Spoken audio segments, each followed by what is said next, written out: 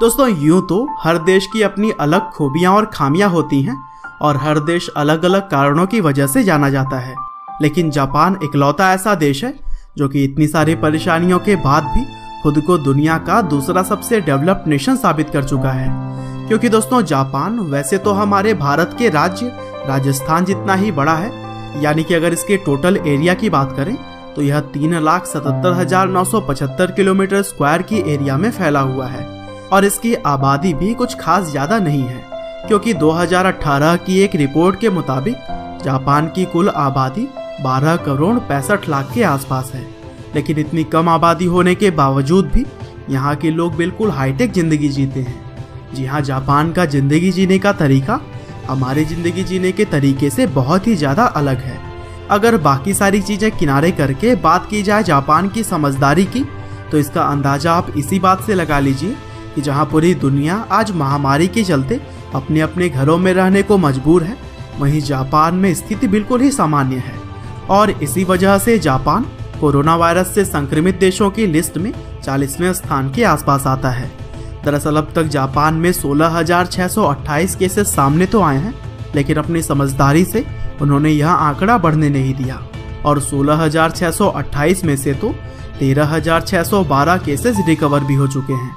और दोस्तों इसकी मुख्य वजह यह है कि जापान कोरोना वायरस के शुरू होने से पहले ही स्वच्छता और सोशल डिस्टेंसिंग जैसी चीजों को बढ़ावा देता है और वहां पर तो आम दिनों में ही मास्क लगाकर घर से बाहर जाना आम बात है। और दोस्तों बात अगर सुरक्षा की आ ही गई है तो इस बात में भी कोई दो राय नहीं है कि जापान हर मुश्किल समय के लिए तैयार रहता है। और तभी तो एक रिसर्च के दौरान यह पता चला है कि जापान में हर साल लगभग 2000 से भी ज्यादा भूकंप आते हैं,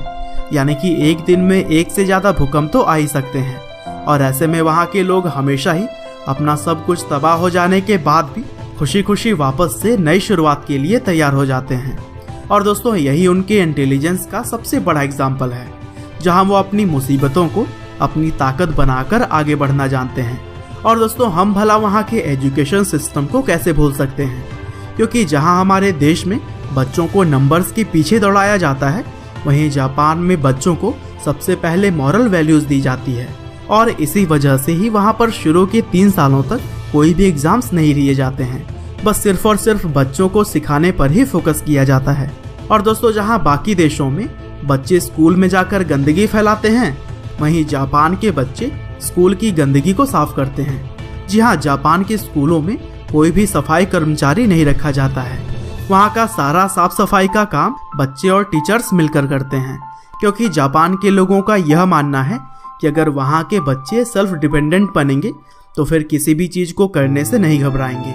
और दोस्तों सिर्फ स्कूल में ही नहीं बल्कि और बाकी जगहों पर भी आपको कोई भी गंदगी या फिर कूड़ा कबाड़ा देखने को नहीं मिलेगा, जिसकी सबसे बड़ी वजह यह है कि जापान के लोग वाकई में अपने स्कूल में सिखाई गई चीजों को अपनी जिंदगी में फॉलो करते हैं और कहीं पर भी गंदगी नहीं फैलाते, फिर चाहे वह लाखों की भीड़ से चलने वाली सड़कें हो या फिर सुनसान गलियां। और दोस्तों जापान में पोल्यूशन कम होने का एक और बड़ा कारण यह है कि वहाँ के लोग अपनी झूठी शान और शौकत दिखाने के लिए महंगी महंगी गाड़ियों का इस्तेमाल नहीं करते, बल्कि वो लोग बड़ी सादगी के साथ साइकिल पर सफर करने के लिए निकल जाया करते हैं, जिससे ना तो वहाँ पर पोल्यूशन बढ़ता है और वहाँ के लोग हमेशा फिट भी रहते हैं।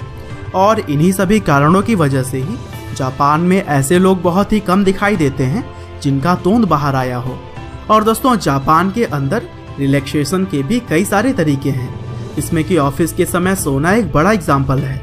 यह दोस्तों आपने बिल्कुल सही सुना, ऑफिस में जाने के बाद आप जापान में सो भी सकते हैं और यह पूरी तरह से लीगल है। दरअसल ऑफिस में काम करने के दौरान अपने आप को रिफ्रेश करने के लिए जापान में लोग थोड़ी देर के लिए सो जाते हैं और इस प्रक्रिया को वहाँ पर एम्प्लॉयंस के नाम से जाना जाता है। और दोस्तों वहीं अगर हम बात करें जापान की टेक्नोलॉजी की, तो वहाँ के बुलेट ट्रेन्स के बारे में आप सभी ने तो सुना ही होगा, लेकिन क्या आपको पता है कि वहाँ की यूरेका मोम्स लाइन की ट्रेनें बिना ड्राइवर के ही ऑटोमेटिकली चलती हैं। और दोस्तों जापान में आमतौर पर तो ट्रेन बिल्कुल समय पर रहती है, लेकिन अगर किसी कारण की वजह से ट्रेन लेट भी हो जाती है तो फिर कुछ सेकेंड्स या फिर कुछ मिनट्स के लिए, ना कि भारत की तरह कई घंटों के लिए।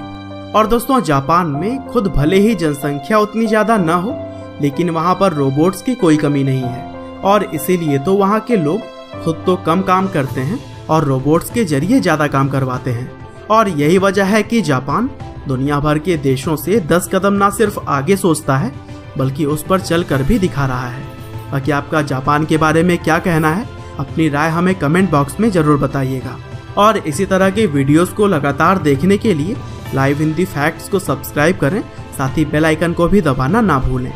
आपका बहुमूल्य समय देने के लिए बहुत बहुत धन्यवाद।